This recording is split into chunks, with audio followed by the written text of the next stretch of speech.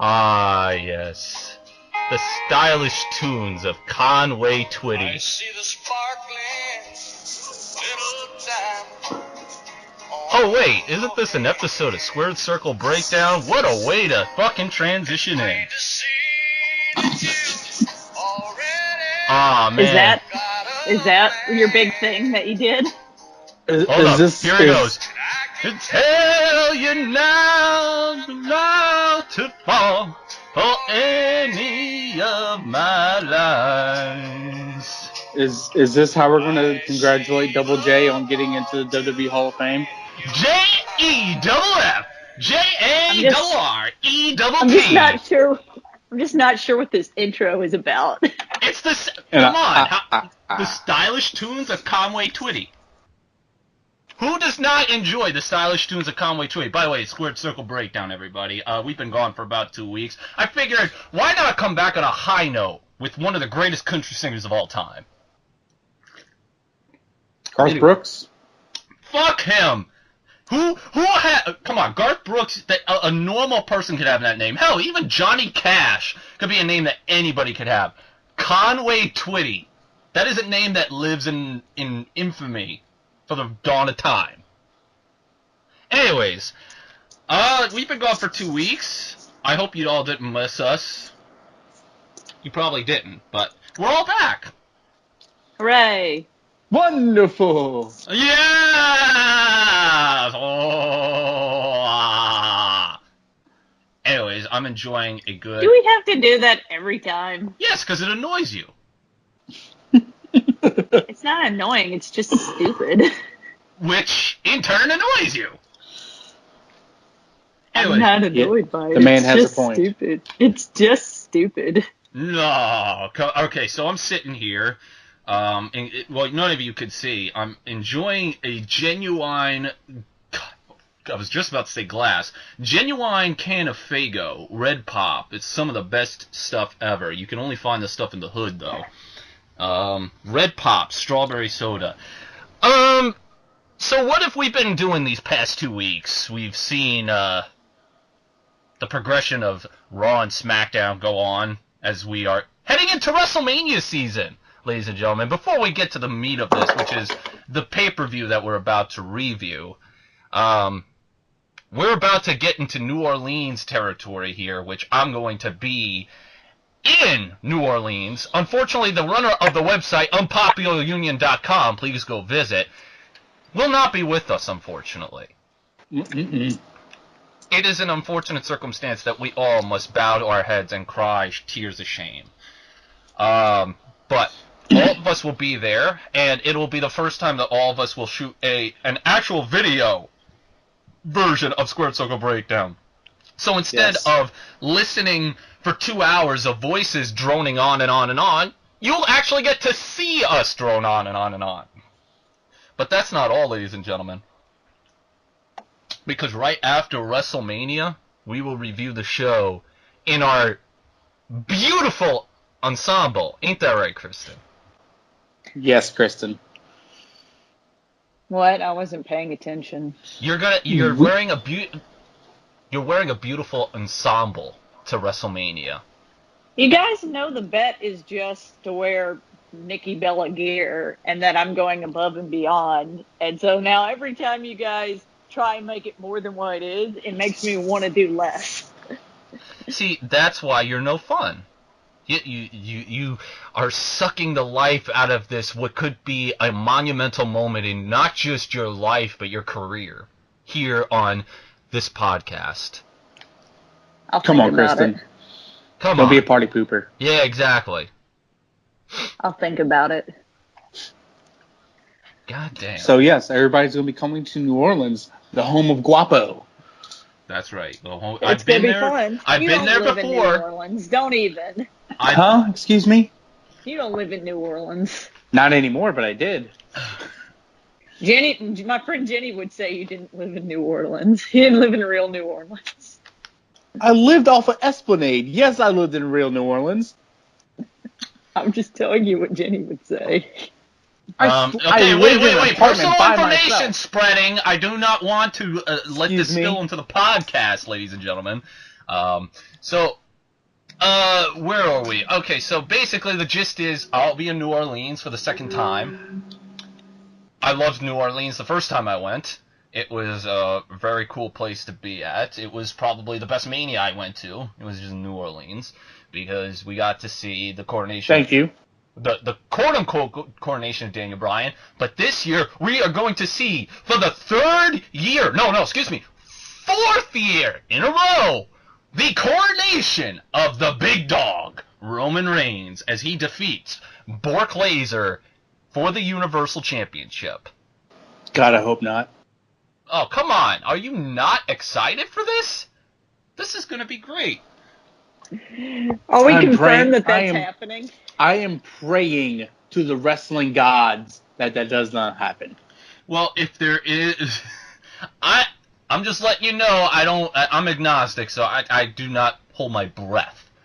So, ladies and gentlemen, it's going to happen. Roman Reigns is going to be your champion. But we've been gone for about 2 weeks because the pay-per-view that we are reviewing is WCW Greed 2001. Now, there's some things... I think this is my first time No. Is it my first time watching a WCW pay-per-view? I'm not sure now. No, it's not. It's not? Okay. I have only watched one other WCW pay-per-view in full once before, and it was for Rob's show that he never did. I believe it was Wrestle War 91, I believe. And that show wasn't too bad. It had a lot of good stuff on it, specifically War Games. Or was it Wrestle War? I don't even remember what it was. It was Kristen, me and Suave made you watch, I want to say, one of the Starcades. Oh, that's right. I remember that now. You should have made her watch Starcade 98, the one where Kevin Nash, tasered Goldberg. Because that's just... All I remember for sure is that for some reason, every single WCW or WWE old pay-per-view that we watched, Chris Jericho was on it. Well, that's the only way you're going to get her to watch it is if Chris Jericho's on it. That's the only important part. We didn't even, think of it. He just popped up. Oh, fuck. Why is this my profile picture? God damn it. Don't worry. Because no one gets higher? Well, no, because, ladies and gentlemen, we filmed this on Skype, and right now my profile picture is Sid. Nothing against Sid, but I changed it to Rob Van Dam doing a facial impression of Shawn Michaels, which is the funniest fucking thing ever, because he actually tries to make himself look like he's cross-eyed, and it's so fucking great. This is bullshit. I want my On mine, that's what it is for you. Oh, okay, so then let me keep my mouth shut then. This is totally on topic. Anyways, WCW That's Greed, why I said no one gets higher. So, WCW Greed was the last WCW pay-per-view before the whole merger happened between AOL and Time Warner, which caused the company to pretty much have no choice to be sold to Vince McMahon for what was practically peanuts. Vince McMahon, all he took was the library of this company. This company that was in, I mean, people say it was in shambles and it was losing about $60 to $80 million in its last year. I don't know how they could do that when you have a guy like Vince Russo booking Pinata on a pole matches. Or, I mean, this is quality writing we're talking about here. Or Vince Russo winning the WCW title while wearing a football helmet. This is the best shit that you can actually watch. But let's not forget about David Arquette winning the WCW heavyweight title. Jeff Jarrett getting his... You said about Jeff Jarrett earlier, getting inducted into the Hall of Fame. Jeff Jarrett got his best nickname from WCW, Mr. Slapnuts. By far, how could you hate WCW because of this? But the man makes a great point. Unfortunately, WCW Greed was the last pay-per-view. It was held in March of 2001, and they only actually had 2 Nitros till they closed, and one of those Nitros being the actual final Nitro before Shane McMahon came on and made the announcement heard around the wrestling world that he had acquired WCW, and that's what started this wonderful invasion angle. But WCW Greed would be headlined by the Big Bad Booty Daddy, known as Scott Steiner, and he would be defending the WCW title against Diamond Dallas Page. And there's one other note I'd like to make before we actually get into the meat of this review, and it's the fact that the title, the year prior, 2000, was changed literally 25 times. And that's not an exaggerate number, by the way. Okay. The title that Scott Steiner held was actually 4 months. I think about 4 months. So he was actually the longest reigning WCW champion at this point within the last year or two. Because at that point, the title kept hopping to Ric Flair, to Kevin Nash, to Jeff Jarrett, to David Arquette, to Vince Russo, to Booker T, to Scott Steiner. And here we are now. Booker. This was their basically rejuvenating period where they would actually make the title serious.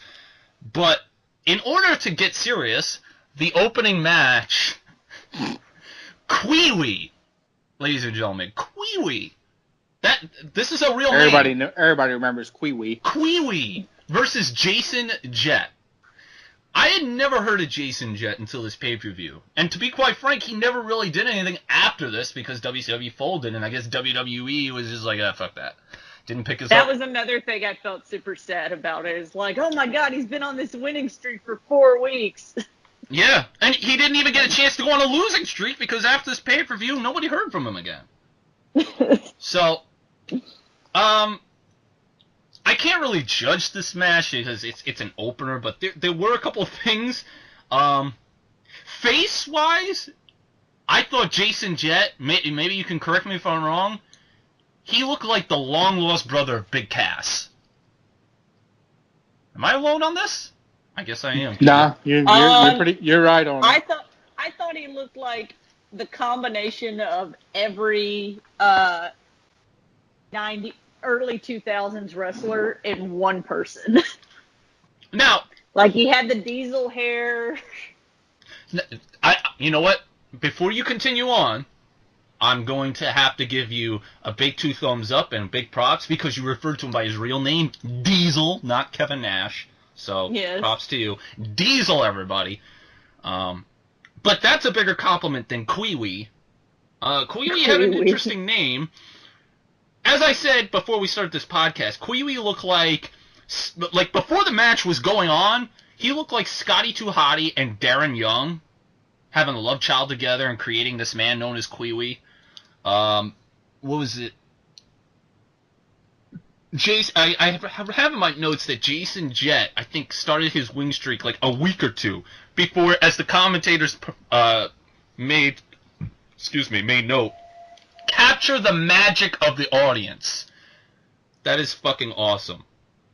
I mean, when you actually watch this pay-per-view, that line doesn't mean shit, but looking back on it and what happens afterwards, that's freaking amazing. There was a part where Kwee-Wee grabbed Jason's hair and threw him straight out of the ring. There was one part where Kwee-Wee tried to dive to the outside and he barely dove. It was kind of like he just fell over. And the whole time during the match, Kwee-Wee's hair stayed, for the most part, standing up straight. But the hair... There was a lot of gel. Yeah, it started to develop and he started looking like Krusty the Clown. There was one he part... did look like Krusty the Clown, now that you say it. There was one part where... Sheamus uses his hair gel today. There was one part where Kwee-Wee actually tried to pin Jason Jett on the outside of the ring, even though it wasn't false count anywhere. The ending to this match, I put in my notes, Jason Jett wins via crash landing after Kwee-Wee acted like an idiot. That's what I put in my notes. Any thoughts? That basically sums it up. There's nothing really much to say because it was an opener, and it's just a match to get to... I mean, I'm surprised Kwee-Wee wasn't picked up. It was alright. I mean, Kwee-Wee, just the name alone, WWE could have used it for something. Why they didn't, don't know. Neither guy. In fact, I think when I read, Kiwi was one of the few guys that actually was trained by the WCW power plant. So maybe that could definitely explain a couple things there. The next match that I have here is the Cruiserweight Tag Team titles. This one was actually all right. It was great. It had some good people in it. Yeah. Well, you got Primetime Elix Skipper. He was with, I believe, Triple X in TNA with Loki and... Oh my god, I'm gonna fucking kick myself in the ass if I don't think of that third person.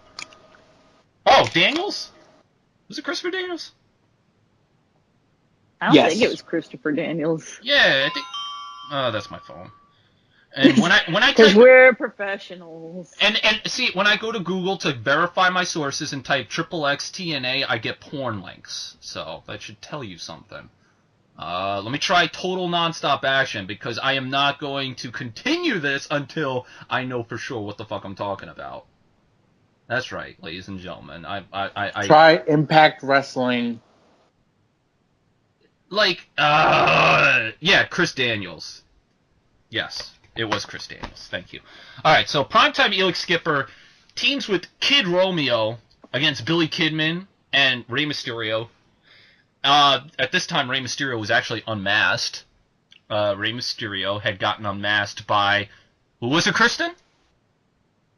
I don't know. Come on, you just said his name earlier. The real name. The real name? Diesel? Yes, there we go, Diesel. He got unmasked by Diesel. It was a little weird seeing Rey without his mask. That was Rey Mysterio? I didn't know that. Yeah. Yeah, you didn't see... I didn't notice. I didn't notice that. Well, you should have heard, because the commentary actually said Rey Mysterio got better without the mask. Which I'm not listening to commentary. I don't think Vince McMahon would agree with that, because when he brought him in, he made him put that fucking mask back on. So... Did you look at the guy? I mean, there's a reason why he wears a mask. Yeah, pretty much. You could definitely see Dominic's resemblance. There's nothing really I could say about this match. It was fine, except the ref count's very slow. I do remember Kevin Nash making the... See, there I go. I called him by his slave name. Diesel said in the shoot interview... Slave name. Yeah, that's his slave name. Diesel's his real name. This man said in an interview he didn't like Nick Patrick's count. I don't know if Nick Patrick was the one counting here, but he was very slow. But other than that, the match was fine. A lot of high flips, but I just don't understand the concept of Cruiserweight Tag Team titles. This falls in the same vein with me as women's Tag Team titles. Tag Team titles. I'm fine with it. I mean, it gives another title for them to go after. But see, you have to have enough people for it to mean anything. Right. That's only if there's enough people. Otherwise, like 2/3 or half of the company, half of the division is champion, and they just fight against the other half. I'm not for having too many titles. Like, in WWE's case, it's fine because they have the brand split. If you have enough people, then it's fine, but if you have way more titles than you have, like, people, then it makes it not as prestigious. It kind of looks like whenever they used to hand the former women's championship around, like, 6 women. Mm-hmm. If you have like 10 people and 3 titles for those 10 people to go on, then like there's not enough. See, this is me personally. There should only be 4 titles. This is just me though. 4 titles: the world title, the mid-card title, the tag team title, and a woman's title. Those are the only 4 titles you should have, because the less titles means that everybody, like, this is how I saw it back in 2012, 2013, when the shows were pretty much together. When you have 2 world titles, it's like, well, if I don't go for that title, I can just go for this title, as opposed to if there's just 1 world title, then you're the guy. You're the man. Otherwise, the other world champion, well, he's the man too, so who's the real man of these 2? I'm not crazy about multiple world titles unless they're exclusive to their brand. Like, the NXT title is brand exclusive to NXT. So if you want to be the top dog in NXT, you got to win the NXT title. Not, oh, well, if I can't get the NXT title, well, then there's an NXT Universal World title, or Disney title, or fucking Busch Gardens title. You know what I'm saying? I think NXT, though, they could benefit from having a mid-card title, though. Well, that's fine. I'm okay with that. But when you have 2 world titles, or 2 mid-card titles, or 4 mid-card titles, like back in the day, they had the Intercontinental title, the European title, the Hardcore title, the US title, the $1 million... It's too many fucking belts. I don't need this shit. Anyways, enough of that. Any thoughts on this match? It was good. It was a good match. I mean, I don't remember a whole lot about WCW, but wasn't like one of their highlights, their cruiserweight title? Oh yeah, that was their X division, if you will. But this goes back to a conversation I think we've all had on this podcast before. I think this is the point I converted you to see the light. It was where I said WCW's Cruiserweight division worked for a reason, and that was because the people in the main event, such as Hulk Hogan, Diesel, Scott Hall, who else was in the main event? Luger, Sting, Macho Man, all that. They wrestled a completely different DDP. style. Diamond Dallas Page, Scott Steiner, but even Booker T. Although I would say Booker T was a lot more flexible than those guys, but they wrestled a different style. So when the Cruiserweights came out, it was exciting because it was different, it was new, they were wrestling a different style. And you try that now with the Cruiserweights now, excuse me, it doesn't work because in the main event you got guys like Seth Rollins, you got guys, hell, even fucking Roman Reigns, Finn Balor, who the hell else is a small guy in the main event? Daniel Bryan, CM Punk. All these guys are wrestling like Cruiserweights. Who wants to walk with Elias? Now he wrestles like... Yeah, there are less brawlers in modern WWE than there used to be. Oh, Sami Zayn, that was another name I forgot. Yeah. I mean, Kevin Owens is a bit of a brawler. But even Kevin Owens does a lot more flippy shit than a normal brawler would. Like, he does way more agile stuff than Mick Foley did. So, in the essence, it's like there's no need for... And not only that, I'm against Cruiserweight labels because it's... At the end of the day, if you're going to tell me that a guy like Rey Mysterio, a guy like Finn Balor can win the world title, then what's the point of a Cruiserweight title? There's no weight divisions. You just exposed to me that these guys can go for the world title. So it's like, at that point, you might as well just get rid of it. But we get a backstage segment with Buff Bagwell intruding in Ric Flair's locker room, and he's there with Animal of the Road Warriors and Slapnuts. I don't remember much about this segment, other than that they were just talking shit about their opponents. All of the backstage segments in this pay-per-view are awful. Not because of their content, but because of how they're shot. I don't know if that was a normal thing for WCW, where you would see like all the stuff with the security cams and stuff, where like you're wanting to see what's going on over here, but it's like in the fucking like corner of your screen. It's not even the most it's not the place you look to. Like, it's all, the security cam stuff is stupid. Well, as someone who's into visual stuff, like, it's stupid. Well, speaking of visual stuff, Miss Hancock came out. Not Stacy Keibler, but Miss Hancock. She was Stacy Keibler by this point, but for whatever reason, she went back into her Miss Hancock thing. I gotta say this. Miss Hancock, or Stacy Keibler, was the first ever, I guess you would say, celebrity I had a crush on. This woman was beautiful. I don't know what she looks like now, but Stacy Keibler was, without a shadow of a doubt, one of the most gorgeous women to ever be in the wrestling business. Stacy Keibler is still hot as a motherfucker. I could believe that, because this is a strange thing. Unless there's some women in this business that I've seen that are in their 40s, as we were talking about in previous episodes, that still look super fine. In fact, not only do they look... Wilson.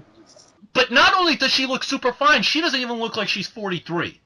That woman still looks like she's in her late 20s. it goes to show that, I guess I'm going to agree, 30 is the new 20. And how old was she back in 2001 when this was 2001, done? she wasn't even 22 when this pay-per-view happened. Mm-hmm. She wasn't even 22. So, it goes to show that nowadays people age better. But God bless Stacy, she was definitely one of the finest women in the business, though she couldn't wrestle. Legs for days. If only she had the Trish Stratus gift. She was the manager of Planet Stasiak. Sean Stasiak, for anybody who don't know, is the son of Stan Stasiak, who was known for winning the WWF title for 9 days. I believe, if I'm correct, he defeated Pedro Morales and then lost the title 9 days later to Bruno Sammartino, where Bruno would have his second run and hold it for about 4 years. It's notable because Stan Stasiak was one of the few WWF champions during this time. And, yes, I was correct. He beat Pedro Morales. Back in that time, I don't mean to go on a binge here, but back at that time, when a babyface lost, it was always to a heel, because they would be the transitional champion and go to the next guy who's going to be the top guy. Now, granted, Bruno already held the belt, but it's similar to when Bruno lost the title to superstar Billy Graham. Technically, he was a buffer to Bob Backlund. So, Stan Stasiak was one of the few guys that they entrusted to be that heel, to take the belt from, get enough heat, so when he lost to the babyface, they become big babyface. Him, Ivan Koloff, Buddy Rogers, so-and-so. So, it comes in tradition, for whatever reason, that the sons always live in the shadow, unless you're Randy Orton, or Cody Rhodes, or Goldust. I'm probably forgetting some names, but anyways, Bret Hart.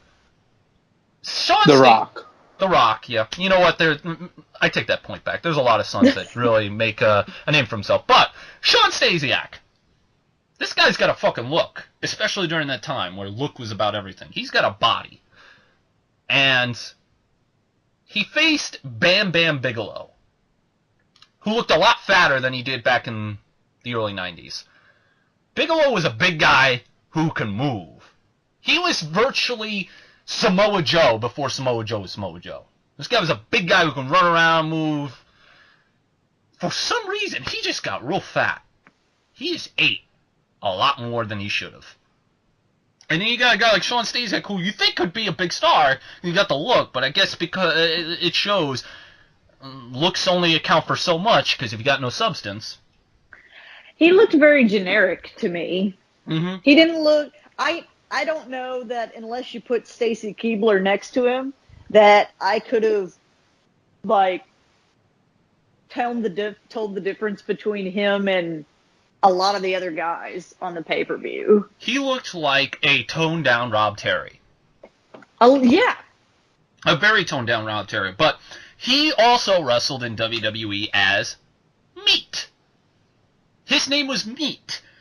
Meat? Yes. M-E-T? No, M-E-A-T. He wrestled as like Meat. Meat, like the thing you eat. Yes. And the reason he was called that was because he was in a faction called PMS, Pretty Mean Sisters, with Jacqueline and Terry Runnels. And I'm not even shitting you when I say this. This is the gimmick. He was, I don't want to say a sex slave, but like a sex toy for them. Like Terry Runnels used him solely for sex. That was the gimmick.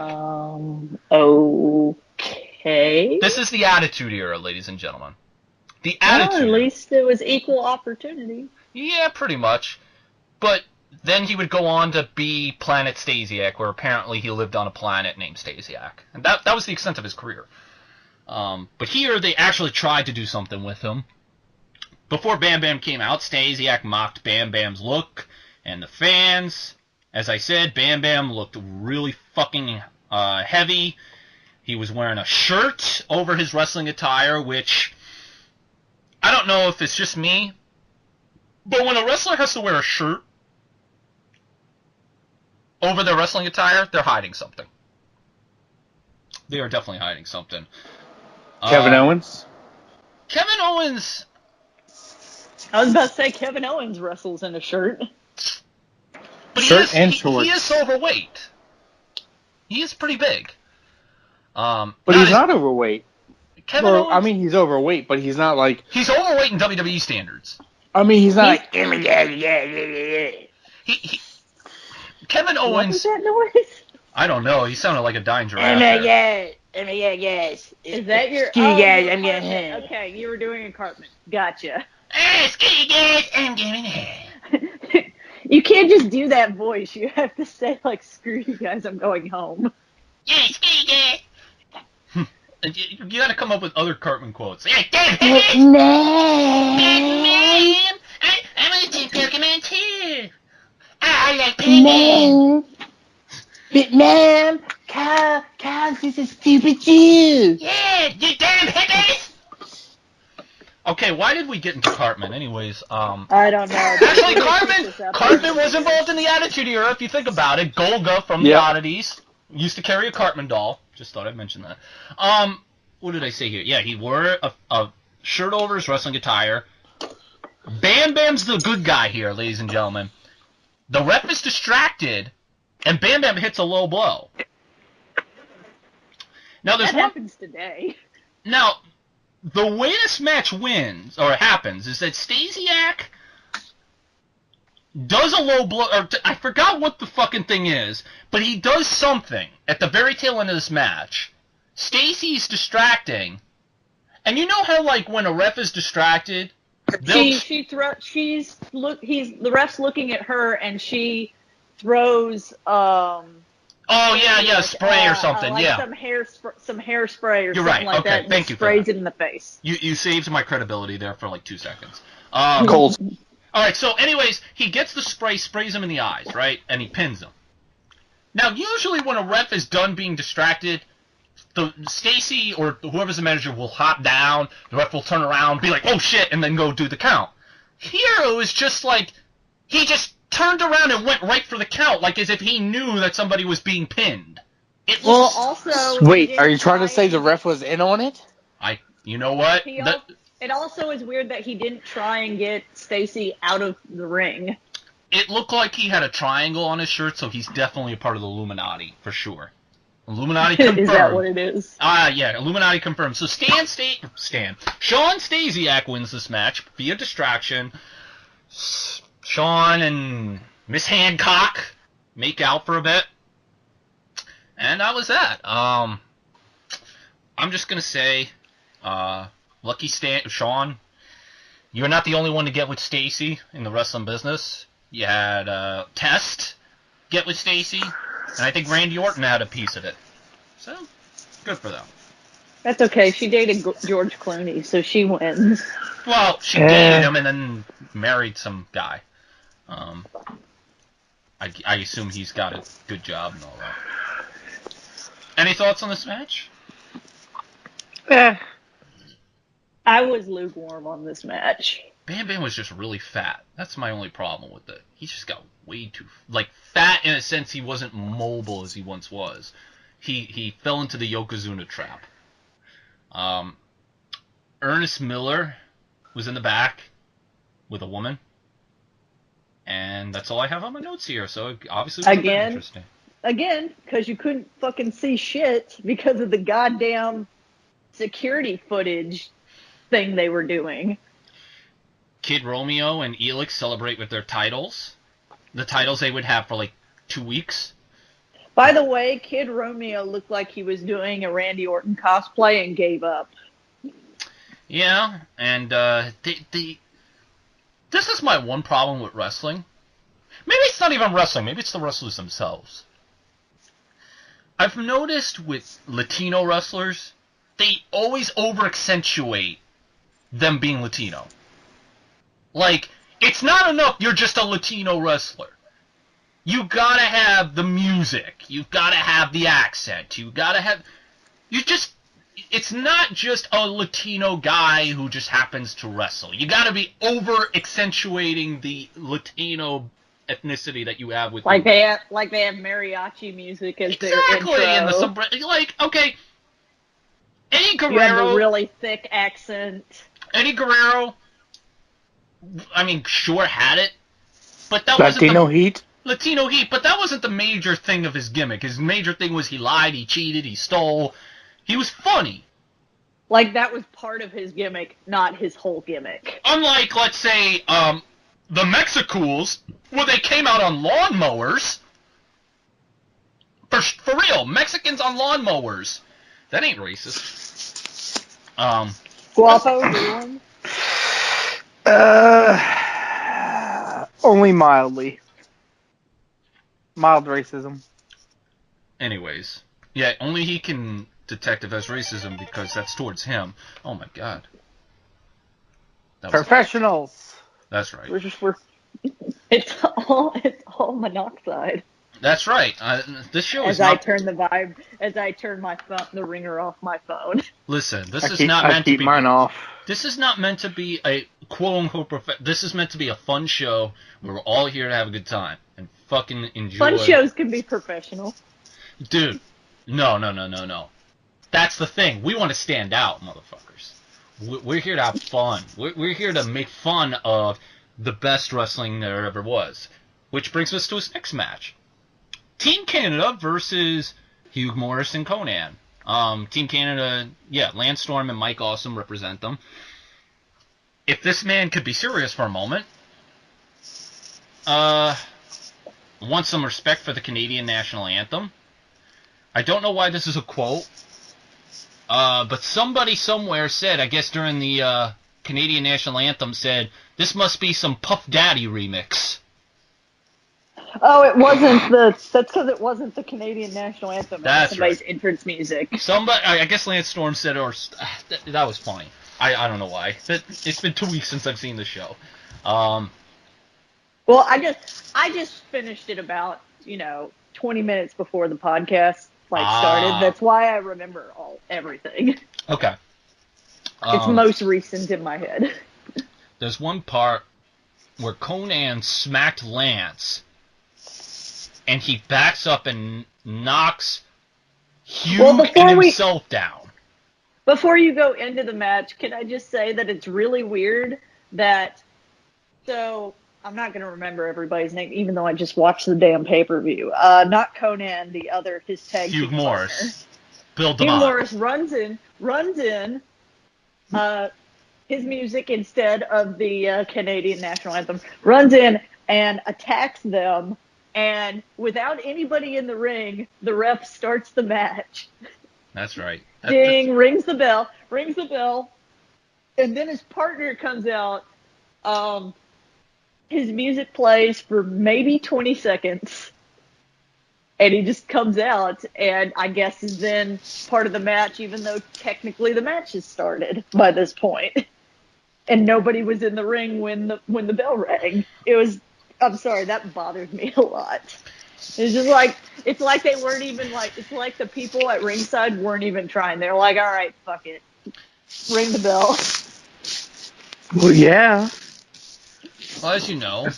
It's the last pay-per-view that they have to do, so fuck it. Yeah, they're just go out with a bang! We're gonna be unemployed soon anyway, so fuck it. Fuck them all. And I can imagine them filling out their job applications at ringside during the match. Like Primo's doing right now, because he doesn't have a job. I know you're listening, Primo. I'm not letting it go. You don't have a job. Just let me know. I think it's sad because I don't think he actually, in all seriousness, has a job now. Does he not? He doesn't work for WWE anymore. I to be honest, I never read anywhere that Primo. I think he got released. Primo. Did he? I don't think it's ever been announced he's been future endeavored. But I know I think he asked for his release. It doesn't mean he's granted it. I don't know. But it doesn't matter. It doesn't matter if he did get his future endeavors, because if he did, he's just going to go wrestle in Puerto Rico for his father's promotion. Yeah, and be like the 20-time world champion, like his older brother and his father. Yeah. Carlito and Carlos Colon. Just one thing I gotta note to anybody who doesn't know who Hugh Morris is, he would be known as Bill DeMott, who had the controversy surrounding him being kicked out as the NXT trainer for physically abusing his students during his time as NXT trainer and as the DSW trainer as well. Mm-hmm. So, that's that. There's parts in this match where Hugh Morris kept screaming, "What the hell?" throughout the whole thing. There's one part where Mike Awesome tries to go for a pile driver, but for whatever reason he lands on his back when hitting the pile driver. Yeah, there was quite a few botches in this whole pay-per-view. There was a little, ow. There was a hot tag to Hugh Morris after Conan built up the heat for him with absolutely zero heat. Most of these matches up to this point really had no heat whatsoever. And Team Canada wins with an awesome bomb. Yes. Which was fine because at that time, Lance Storm, I was just about to say Lance Cade, Lance Storm had like 3 titles at one time in this company. What did he have? Why didn't he come out with any of them? Because I don't think he was champion at that point. Okay. I think he lost them at that point. I think he was U.S. champion, tag champion, and fucking Big Nuts McGillicuddy champion. I don't fucking know. Cruiserweight? I don't know. I don't know if Lance Storm qualified as a cruiserweight at that point. Well, I mean, they didn't have that many titles. It's WCW. What do you want me to say? The TV title? Yeah, you know what? That could be it. The TV title. Yeah, and they were really pushing his gimmick as anti-American and all that. There was actually one point where they actually acquired Hacksaw Jim Duggan into their group, which was the only time I can recall Hacksaw Jim Duggan going heel, which lasted about a week, and kicked him out. And just an interesting tidbit, when there's an infamous interview, it's with Lance Storm right after he turned against Hacksaw Jim Duggan. Mean Gene Okerlund is asking him, why did you turn on him? He's like, because once an American, always an American, blah, blah, blah, blah, blah. And there's a part where his manager, Lance Storm's manager, Tylene Buck, says something rude to Mean Gene Okerlund, and Mean Gene Okerlund makes a really rude reference to Tylene Buck being a stripper. So, I just never can get that out of my head, because Mean Gene to me always represented the clean-cut image of WWF back in the 80s, and just him insulting somebody for being a stripper, just, it's like, what's the best way to describe it? It feels like they were just phoning it in. Yeah, let's just go with that. You know, it would be like if your favorite childhood star that you watched as a kid grew up, like Josh Peck, for example. And he did something, like he starts cussing. It just doesn't seem right. But he does. He does cuss now. But it's just, and when I first saw him cussing, oh my god. I just kept thinking of Drake and Josh. It was different. Anyways. We had Dusty Rhodes and Goldie talking. Goldust, also known as Dustin Rhodes. Dusty said in this video, because I had to remember this part, that he was going to eat, I'm not even shitting you, 240 burritos special for when Flair has to kiss Dusty Rhodes' ass. That was on a pay-per-view, guys. People paid for that. People paid to see Dusty Rhodes wanting to eat 240 burritos so that Ric Flair can kiss his ass. We cut a promo with Buff Bagwell and Rick Steiner. Then we got another promo with Chuck Palumbo and Sean O'Hare. And question. Since we're talking about the promo, what was with the camera guy, like home movie style from the other backstage? I want to say this was part of a gimmick. Fucking hated. I think this was part of a gimmick. To be honest, I wasn't an avid WCW follower back in the day. I want to watch more of their infamous pay-per-views just so I can get a laugh. But I never watched WCW. I was only a fan of 2 guys.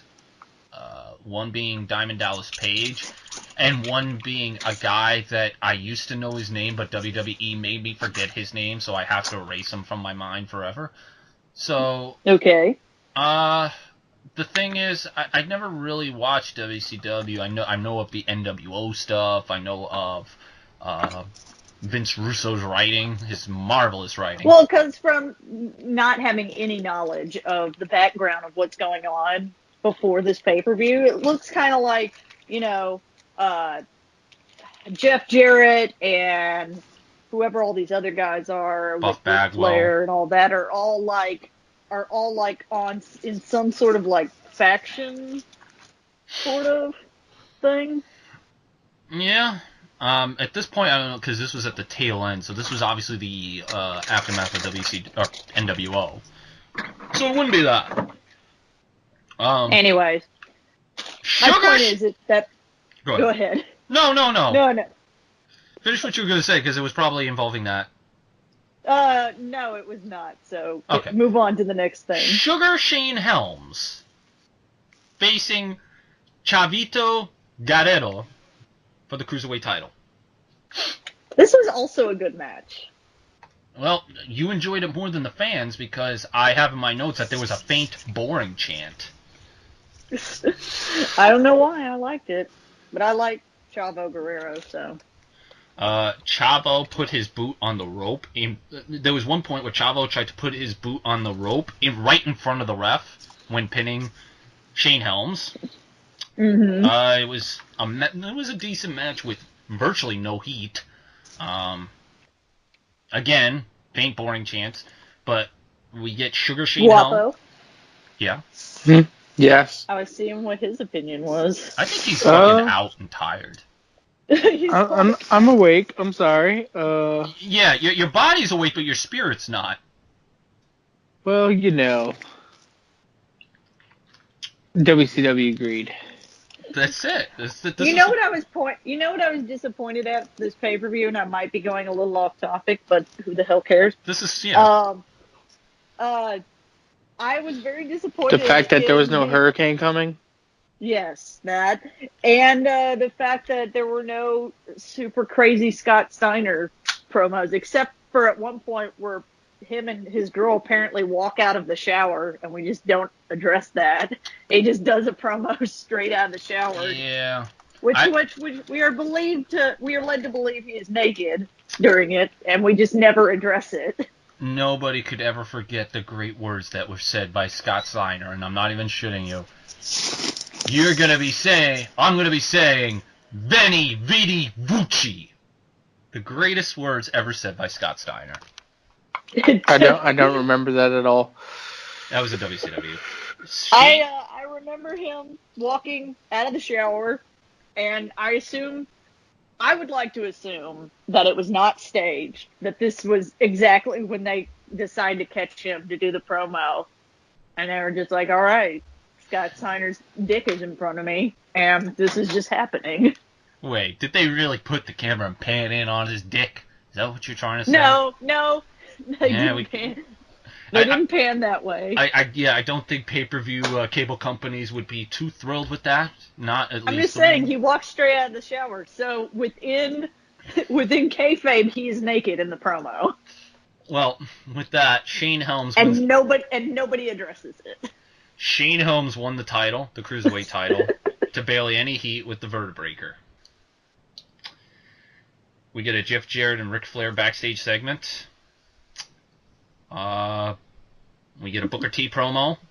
We are so low energy on this review. No, to be honest, you and I have the energy. It's Guapo that has no energy.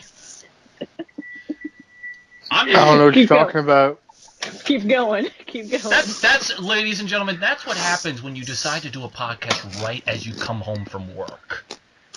Well, you're supposed to give yourself like an hour or two of like relaxation time. Maybe get into Zen mode. Gave himself 30 minutes. Get into Zen. Go less than that. Zen. I was trying to Zen, but I was listening to Chris Jericho's podcast on the way drive home. That's good. Guapo was sad that he didn't get his Valentine card. I was very upset about that, yes. You know what's funnier? Him and Suave live in the same place. I addressed 2 different envelopes, one to Suave and one to Guapo, and Suave's made it, and Guapo's didn't. And I sent them on the same day from the same post office. Obviously, you didn't put enough postage on it. Either that, or did you put his real name, or did you put El Guapo? They may think you were trying to deliver to an illegal. Well, I put Suave and Guapo, and Suave's made it, and clearly that's not Suave's real name. Yes. Anywho, totally buffed. Lex Luger Totally buffed. and Buff Bagwell. We're going to face Chuck Palumbo and Sean O'Hare for the WCW Tag Team titles. They cut a promo. You get faint Goldberg chants. Crowd is dead. Keep in mind, Goldberg was not seen throughout this whole show. He had been, according to them, they had retired Goldberg. Yeah, but obviously it seemed like they were hyping up to a Goldberg return, but it never came into fruition because the company decided to not live any longer. Palumbo and O'Hare beat him in less than a minute. And I shit you not, the commentators, I don't know who it was, whether it was Tony Schiavone or the other guy. Excuse me. They said something along the lines of, "That was a Georgia Championship Wrestling squash." Yep, that was said. That was exactly what was said. I was totally amazed that they used insider terms, unless, I guess, maybe that's not an insider term. I don't know. To anybody who's in the business, let me know if a squash is allowed to be said on a promo, because I Fuck it, we're closing the doors in 2 weeks. True. They're like, fuck it, we don't care Fuck anymore. The Scott Steiner promo you referred to, called Diamond Dallas Page white trash. After this promo, Totally Buffed are still in the ring. Knocked out. There's a refunds chant going on as they're leaving, which then leads us to the next match. Clearly the fans are super into this pay-per-view. Kanyon versus Ernest the Cat Miller. Ernest the Cat Miller was the guy who originally came out to Brodus Clay's theme. Somebody called my mom. Mm-hmm. He will always have the greatest moment in wrestling history to me, which was Royal Rumble 2004, where his manager with the fake afro came out and introduced him. Meanwhile, Chris Benoit, the guy that I'm not supposed to know the name of, and Randy Orton are laying in the middle of the ring, completely gassed out because they've been in the ring for like a half hour in this Rumble match. Ernest the Cat Miller's dancing with this manager with the fake afro. Meanwhile, Benoit and Randy Orton are just coming to their feet, and they attack the shit out of him and throw him out. That was Ernest the Cat Miller's debut Rumble, and that was his only Rumble. Wonderful. It was good times. It was like Muhammad Hassan's only Royal Rumble appearance. In and out. But today, Ernest Miller would not be competing in the Royal Rumble. He would be competing against Kanyon. Kanyon was a very well-liked wrestler amongst the smart marks, I guess you would say. There was one point where they tried to do the boot on the ropes, which was very sloppily hit. There was one point where Kanyon actually hit the referee, which no DQ was called. The ref no-sold it, and Ernest Cat Miller won. And that was that. That was the match. No, you got to tell the end of the match. I actually don't have it in my notes. What happened at the end? So the end of the match, he attacks Ernest Cat, whatever his name. He attacks him, knocks him out, and throughout the entire match, he's trying to like attack his valet, whatever her name is, the whole time. They make a big point of like, I guess he's attacked her before. And so he goes at the end of the match. He actually attacks her at the end of before the match ends, and she kicks him in the head, and that's what leads to the pin. And so the match is over. He goes to attack her again, and the most I guess one of his either his tag team partner or somebody that he was allied with or something. But he has the most unthreatening music. Like, when you're about to attack somebody and the music hits for your backup to come, you want something that'll make them go, oh shit, that person's headed this way. I need to get out of the ring or something. I don't know who this guy was, but he had the most unthreatening, he had smooth jazz music playing. That's what his name was. It was Smooth or something. Runs out with a chair to try and defend the valet, and that is the end of the match, with them celebrating in the ring. Absolutely beautiful, ladies and gentlemen. I'm sorry, it just bothered me that he had the most unthreatening music ever. But like you said, the company is closing down in 2 weeks, so we're phoning it in. So, yep, fuck it. Fuck it. Fuck it all. We get a backstage segment with totally buffed arguing with each other. This storyline, like many of them on here, would not materialize. Dusty and Dustin once again backstage. And then we get to this match. Booker T versus Rick Steiner for the United States title. Now, there was one part that really intrigued me. Maybe it didn't intrigue you as much as it intrigued me. And it was right in the beginning. There's one good possibility. There's one part where Steiner throws Booker T right in the audience. Now, I get it. It's 2001, so it was many years prior to this incident I'm about to tell. But the first time I sat front row to a wrestling show was at Ring of Honor. And it was... Actually, it wasn't the first time. But this was the first time I experienced something like this. I was front row to a show called Final Battle 2010. And the main event was... I'll say their WWE names, because maybe we have a lot of young fans out there. Kevin Owens and Sami Zayn were in the main event. Who were known as... No, go ahead. You can... Who was Kevin Steen and Sami Zayn's long-lost compadre, amigo, padre, madre, whatever you want to call it, El Generico. You just said a bunch of Mexican words. Yeah, that's... I'm really sounding like Donald Trump right now. Spanish words, but okay. I'm sorry, I'm an asshole for that. That was my bad. I knew it was wrong. See, she is starting to fall for Daddy Trump. That's beautiful, man. You're coming to our side. Fuck off, monoxide. Ah, come on, you know you want to come. And Melania Trump will invite you with a cup of hot chocolate. Anyways, let me get to the point of this. So I'm at this minute. Wait, hold on. Are you trying to say you're getting to the point? The point! Wait, where's my... I don't have a WrestleMania logo in my room. I should have one just so I can point at it. Alright, let me get my true WrestleMania DVD out and I'll point at that. How's that? That works. That'll work. Okay, so... I was at the show. I was front row. I was by the stage.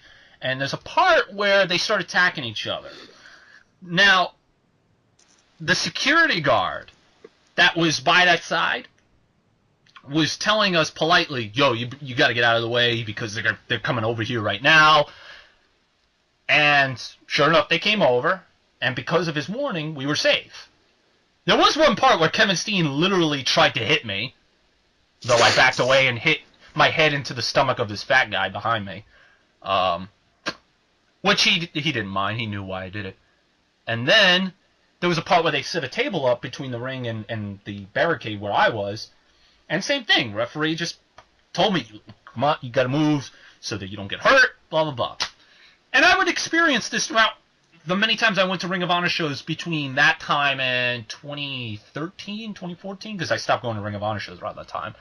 That's what happens when you get in a relationship at that point. But the reason I'm bringing this up is because Steiner's throwing Booker into this audience, and from what I was seeing, the security guard couldn't give a fuck if fucking Booker flying, this big 250-pound man, flies into the audience and whacks somebody in the face with his boot, or falls on top of somebody's face. He doesn't give a flying fuck about lawsuits, especially since WCW was a Turner-owned company.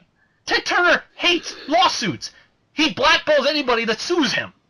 So, I was amazed amazed that the security guards were doing, like, literally next to nothing to make sure that the audience was safe from Rick Steiner throwing Booker T in the audience.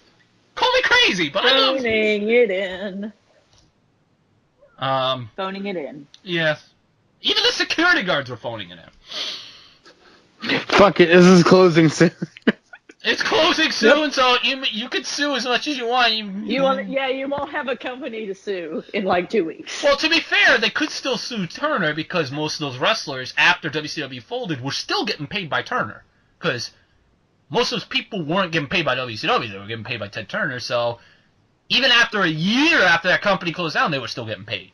That's why guys like Goldberg, guys like Hogan, Hall, Nash, they didn't come work to WWE right away because they were still getting paid by Turner this crazy amount of money.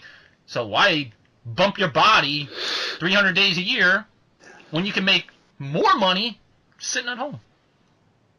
They're pretty smart. There's parts where Rick Steiner, trying really hard to be like his younger brother, because he's screaming at people, "Shut up!" And I think he was doing the "ha!" throughout the whole thing. There's one part where Booker, and I love Booker to death, but he gave him the worst spine buster that I had ever seen in my entire life. There's one part where Shane Douglas tries to be like Bob Orton and hit him with a casted hand.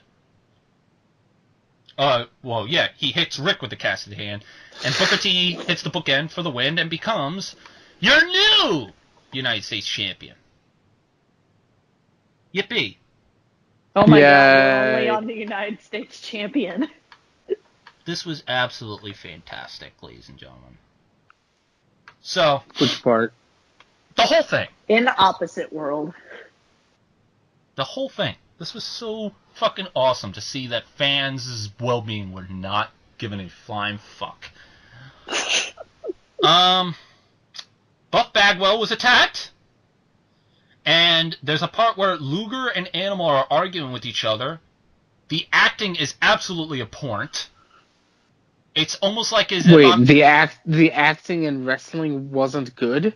I mean, you mean the acting between Animal and Lex Luger was not good? I mean, it wasn't up to your standards? I would think Lex Luger would be like a William Shakespearean actor at this point.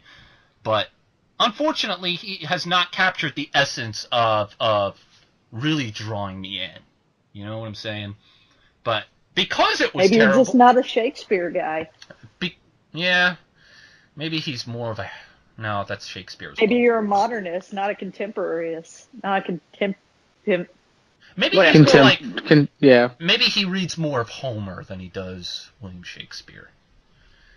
Next we get Jeff Jarrett, Mr. Slapnuts, and Ric Flair versus... Before you start this match, I would like to say that I love how we put as much work into that joke as they did into that scene, which was not much. Look. If you got to point something out here, I think the real point is that we sat through this entire pay-per-view and decided to. I did some judge homework it while I watched the pay-per-view, so I did something productive. Well, I watched it and then I went to save Hyrule on my 3DS. So. Anyways, Mr. Slapnuts and Ric Flair faced Dustin and Dusty Rhodes. Ric Flair, for whatever reason, was in street clothes. Rick declined to wrestle, and Jeff was willing to face two men on his own. Dustin, for whatever reason, kept grabbing his dick. There was a point where Dustin botched a roll-up on Flair for the win. This was a sloppy match, but the crowd was into it. I gotta give it that. Dusty Rhodes, as limited as he was... You know why they were into it? Because it was almost over. Yeah, but then you would be in the heat of the moment for the WCW title. But I guess, in the heat of the moment. You know the song by Asia? I guess maybe the audience really marked out at Dustin constantly grabbing his dick. I don't know.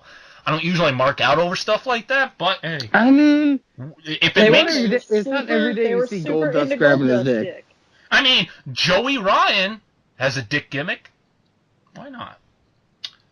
There's one part where Jarrett tried to sabotage the ass kissing, but to no avail.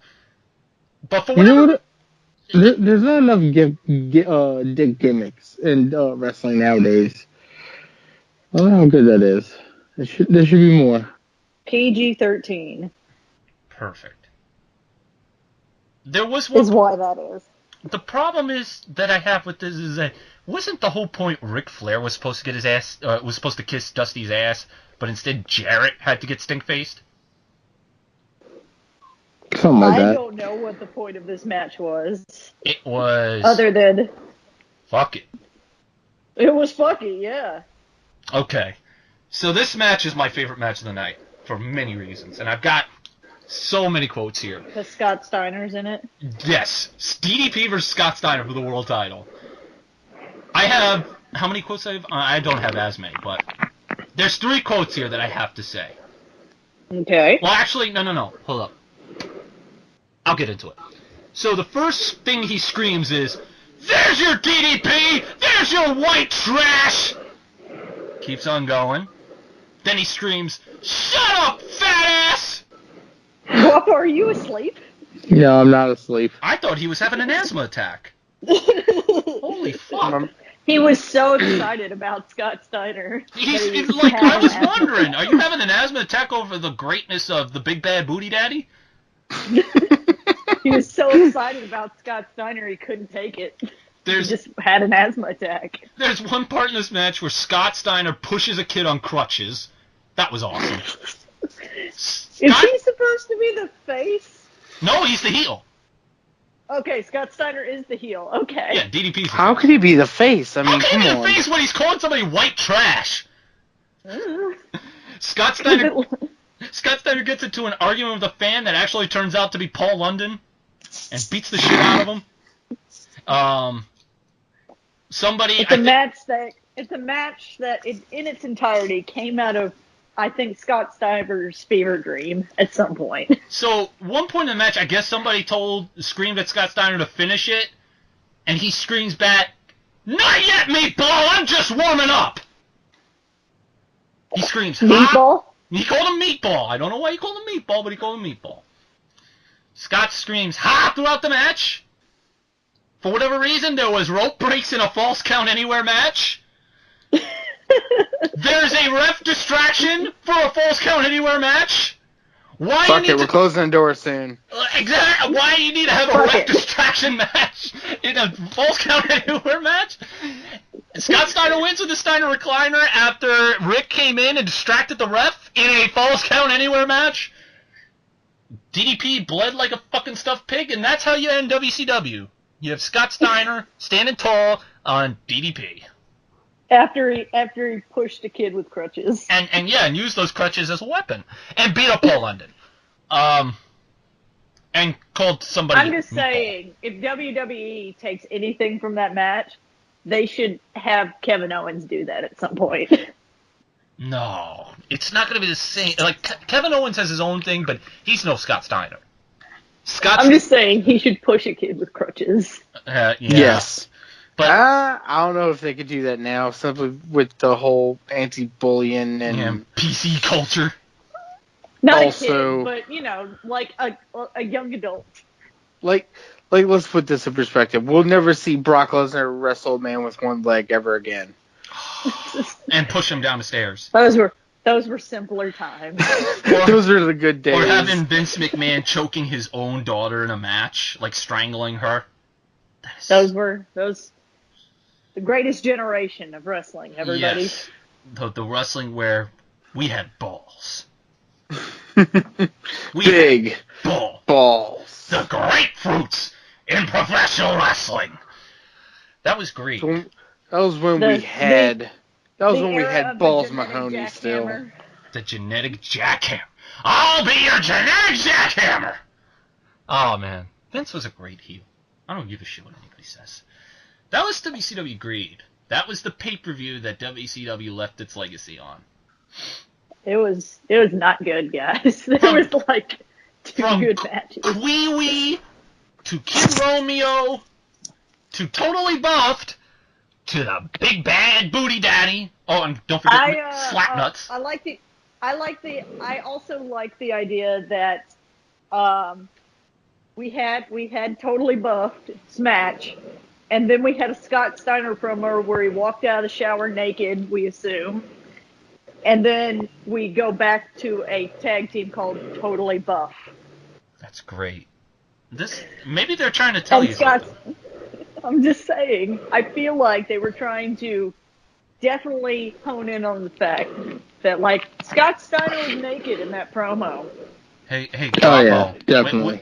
I don't know if anybody should tell you, but I don't know if the audience would like to hear your mic sounding like you're sucking on it like a lollipop. I don't know why. I'm on my headphones. He's still having an asthma attack. Oh, okay. I don't know why he's over doing Scott that. Steiner. Yeah, because you sounded like Michael Myers if he was breathing in his mask. Here, let me. Well, now is that better? Well, it doesn't matter because this show's about to end anyway, so. We're phoning it in like WCW. Why not? Yeah. Technically, we just are. like this paper is phoning it in. We did kind of phone this episode in. We got to pick something lively, guys. That one wasn't bad enough to, like, make fun of. All right, fine. Do we want some? Let's go to the old network. And... No. I think we should watch something current. I think we should talk about Raw and SmackDown next week. All right. I mean, we couldn't really talk about this week. It'll be after Elimination Chamber. Because this week, there wasn't much. The Raw, the first 2 hours was that gauntlet match, so there wasn't much to talk about. I mean, that gauntlet match was good. Yeah, but I enjoyed it. I'm just 2 hours of one match. I'm just laughing at everybody thinking, "Oh my God, Seth Rollins, he's a star now." Yeah, okay. Roman Reigns is winning the Chamber. Yeah, your hopes and dreams. We can have dreams. Yeah, but not how about- God. But sometimes dreams are just that, wet dreams. They're meant to be broken. Broken? Did I say broken? Well, Yes. Okay, go ahead. Except the joke doesn't work because he's not broken. He's woken. Yeah, it's same shit. Monoxide. Kristen, Yes. do we wish for the next pay-per-view to be WWE, WCW, or ECW? We haven't done an ECW one. Yeah, but ECW didn't really have that many bad pay-per-views unless you include December to Dismember, which we talked about already. that's the one I'm gonna say we watch. Ah. If we have to. Well, I say we do that not next week, but the week after. Yes, in 2 weeks we will review ECW December to Dismember 2006. Beautiful pay-per-view. It'll give us all plenty of time to watch it. Yes.